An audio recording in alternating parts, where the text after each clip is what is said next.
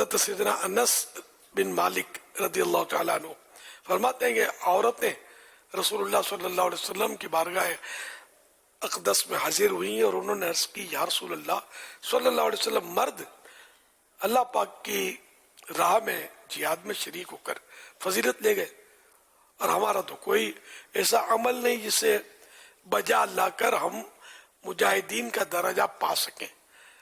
حضور اقدس صلی اللہ علیہ وسلم نے ان سے ارشاد فرمایا, عورتوں سے ارشاد فرمایا, تم میں سے جو اپنے گھر میں ٹھہری رہے وہ ان مجاہدین کا درجہ پائے گی جو اللہ پاک کی راہ میں جہاد کرتے ہیں. حضرت مفتی احمد یار خان نعیمی رحمۃ اللہ علیہ اپنی کتاب اسلامی زندگی میں فرماتے ہیں کوشش کرو کہ تمہاری لڑکیاں حیادار اور ادب والی بنے تاکہ ان کی اولاد میں یہ اوصاف پائے جائیں. بے ادب ماں با ادب اولاد جن سکتی نہیں, مادنے زر مادنے فولاد بن سکتی نہیں.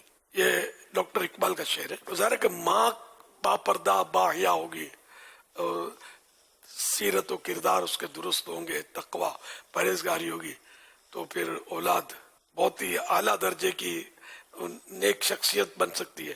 اگر ماں اگر بے حیا اور مطلب بازار میں گھومنے والی اور مطلب اس طرح کی ہوئی تو پھر اولاد بھی جیسی ہو رہی ہے ہمارے سامنے ہی ہے. جو نظام ہم دنیا کا اس وقت دیکھ رہے ہیں بہت بری حالت ہے. اب مردوں کی حالت اتنی خراب ہو گئی ہے کہ جس کی انتہا نہیں.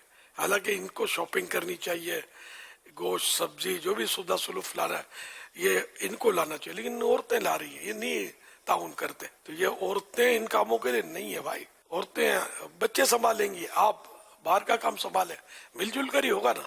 تو یہ بچے بھی سنبھالیں اور یہ باہر کا کام کر بھی عورتیں ہی کریں اور پھر تنقید کا نشانہ بھی بنے. یہ کیا اٹھا لائی, وہ ابھی تک تجھے لینا ہی نہیں آیا, ابھی تک تجھے پکانا ہی نہیں آیا, یہ باتیں سنیں.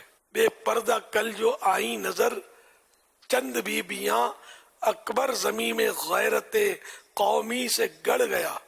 پوچھا جو ان سے آپ کا پردہ وہ کیا ہوا, کہنے لگی وہ عقل پہ مردوں کی پڑ گیا. تو مرد نے اپنی عقل کو پردہ نشین بنا لیا اور عورتیں بے پردہ ہو گئی. یہ چوٹ کرنے کے لیے اکبر الہ آبادی نے اشعار لکھے, طرح طرح کے اس کے معاشرے پر تنقید کرنے والے اشعار ہیں. اس کا آسان جواب ان کے پاس یہ ہوتا ہے مجبوری ہے, حالات ایسے ہیں, زمانہ ایسا ہے. تو جواب وہ تیار کرو جو قیامت میں اللہ پاک کو دے سکو. مجھے مطمئن کرنے کی ضرورت نہیں ہے, سمجھے. میں نے قسم نہیں سمجھو, بہت ساری قسمیں کھا رکھی ہے کہ میں نہیں مانوں گا اس طرح کی دلیلوں کو. نہ میں نے آپ کا کچھ بگاڑنا ہے, اگر نہیں مانیں گے تو یا نہیں مانو گی تو میں کیا بگاڑ سکتا ہوں. نہ میں کسی کو خوش ہو کر جنت میں اٹھا کے رکھ سکتا ہوں, نہ ناراض ہو کر جہنم میں ڈال سکتا ہوں. میں تو خود اللہ پاک سے اپنے لیے خیر اور بھلائی طلب کرتا ہوں. تو ہم سب مل کر ہی اللہ پاک کی بارگاہ میں جھکے رہے کہ بس اللہ پاک ہماری اصلاح کا کوئی سامان ایسا کر دے کہ ہم سدھر جائیں. ورنہ حالت یہ کہ وہ کہتے ہیں نا, ہم نہ سدھرے ہیں نہ سدھریں گے, قسم کھائیے.